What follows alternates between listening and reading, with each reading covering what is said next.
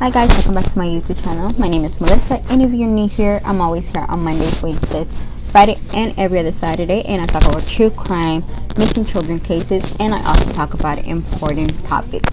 So if you like any of those, go ahead and subscribe and also hit the notification button so you can be notified every time I upload. Today I'm coming with a new story, and I am doing unsolved family murders. Have you ever known someone or have heard of some family murders that are still not solved to this day, and it drives you crazy because you want to know who would do these to these families? I mean, there's families that you would never think that would happen to, and you just sit there and wonder why have these families been murdered. Well, today we're going to be talking about a new one, and I have the same questions with no answers, and I'm still trying to figure it out. So today we're going to be talking about the Walker family. So let's go ahead and let's get started and learn who they are and what happened. So on December 19th of 1959, Christine and Cliff Walker and their two children were murdered at their home in Osprey, Florida. The case is unsolved as of January 2022. So we're going to be talking about the murders.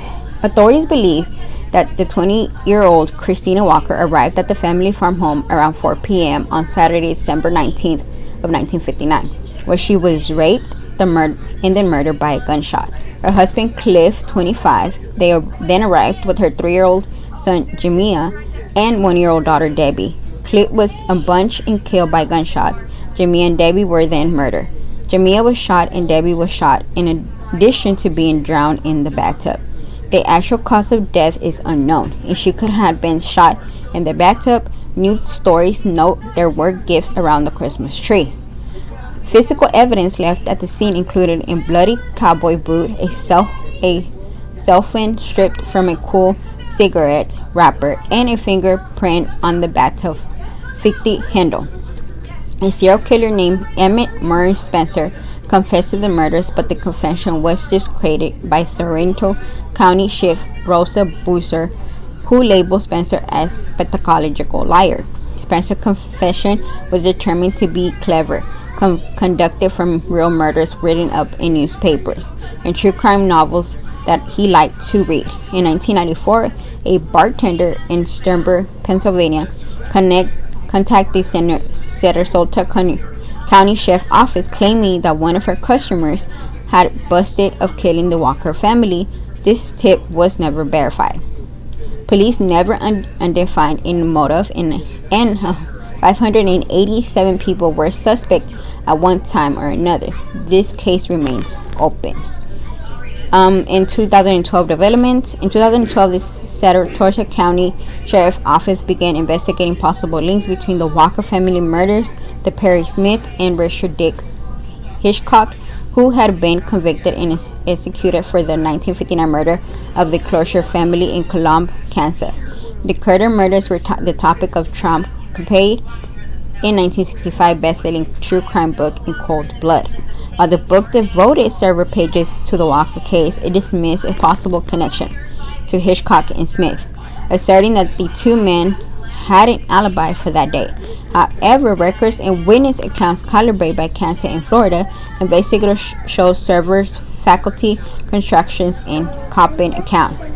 The sheriff's office admit that Hitchcock and Smith had been considered suspect as far as back as 1960, after killing 4 members of the Carter family in Kansas.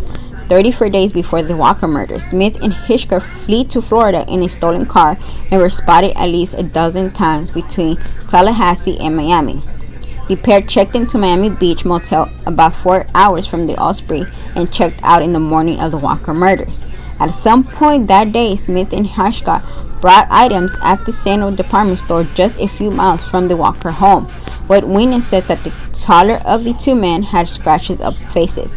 The pair was arrested in Las Vegas, Nevada on December 30 of 1959, but the Carter murders were executed by hanging on April 14th of 1965. While a polygraph test appeared to clear them out of the Walker murders, at least one expert has asserted that polygraph machines of the early 1960s were notarized and inaccurate. According to the chief records, the Walker had been considered buying a 1956 Chevrolet Era, the same kind of stolen car that Smith and Hitchcock were driving through Florida.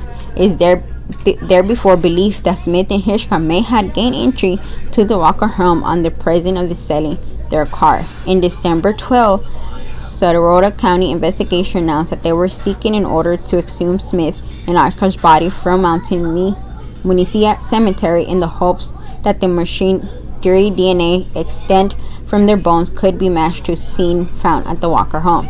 Hitchcock and Smith's bodies were exhumed and DNA extract. Kansas authorities state that they would proceed the DNA samples with active cases taking higher priority, and the results would take weeks or months. In August 2013, the Surrey County Sheriff's Office announced that they were unable to find a match between the DNA of either Perry Smith or Rich Hitchcock with the samples in the Walker family murder. Only partial DNA could be retrieved, possible due to degradation of the DNA samples over the decades, or contamination in storage, making the outcome one of uncertain, neither proving nor disproving the environment of the Smith and Hitchcock. Constantly, investigators have stated that Smith and Hitchcock still remains the most valuable suspect. However, based on the personal items that they were stolen, Catherine Rensland of the University of Pennsylvania finds Smith and Hitchcock unlikely instead suspect. That the killer knew at least one member of the Walker family. The Walker marriage certificate, which was reported stolen, had turned up among items recently given to the Cliff Walker niece by a relative. And that is the murder of the Walker family.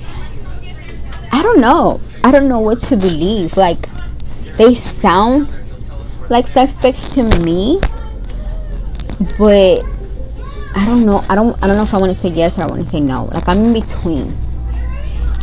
And who do want to steal a marriage certificate? What are you gonna do with it? Like, why would you steal a marriage certificate? What are you gonna do with the marriage certificate? I don't know. That's the first. But I don't know, guys. I don't know what to think. I don't know if, there can be a possibility that they did it. And I hope that they really find someone who did it, or somebody comes forward. Because to me, when you kill a family, and not just a family, but you kill anybody, especially kids, you must be the most cold-hearted person ever to do that. And for you to sit there and kill a mom, a dad, and the two kids in cold-blooded, you're the devil. I'm just gonna say that you are the devil. And it hurts to know that they still don't have answers. So if you lived in the Florida area on that time, if you know if these families were your neighbors and you know something, say something. I've always said this in every of my videos. If you know something, say something, no matter how small it is. I think it's time for these family that you're probably looking for answers to tell someone. If you were scared back then to say something because you were scared for your life, you could say something now. It's just these families need answers, and why. I think the more, why would you do this to their families? You know, I wish they had more about the families and more about their backgrounds and what type of people they were. But this case is so old that it's only, I think, there's a small thing that I could find. So yeah, guys, I will see y'all on Friday with a whole new case. Have a great day.